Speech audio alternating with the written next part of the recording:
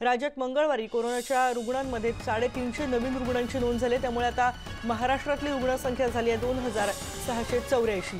Corona बाधित 259 रुग्ण बरे झाल्याने त्यांना घरी सोडण्यात आले। सध्या राज्यात 2247 रुग्णांवर उपचार सुरू आहेत अशी माहिती आरोग्य मंत्री राजेश टोपेने दिली आहे। आजपर्यंत म्हणजे मंगळवारपर्यंत पाठवण्यात आलेल्या 46588 नमुन्यांपैकी 42808 जणांचे प्रयोगशाळा नमुने कोरोनाचे निगेटिव्ह आलेत आणि 2684 जण पॉझिटिव्ह आलेत। एकूण मुंबई हे हॉटस्पॉट बनलेला आहे कोरोनाच्या रुग्णांचा आणि मुंबईतल्या कोरोनाग्रस्तांची संख्या आहे 1756। मुंबईमध्ये आतापर्यंत 112 जणांचा बळी गेलाय। स्वाती लोखंडे आपल्या सोबत आहेत। स्वाती, काय अधिक माहिती दिली आहे यामधून, कारण काल दिवसभरामध्ये रुग्णांची संख्या वाढता काय नेमकं दिसतंय?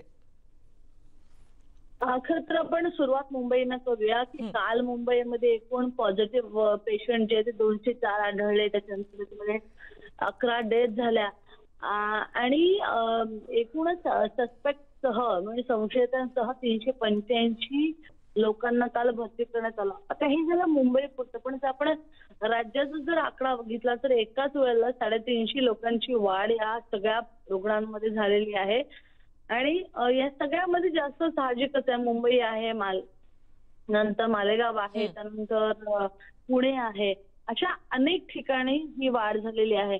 महत्वाची गोष्ट म्हणजे अजूनही जर आपण बघितलं की अनेक असे नमुने घेण्यात आलेले आहेत, त्याची अजूनही त्यांचे तपास अहवाल येणं बाकी आहे।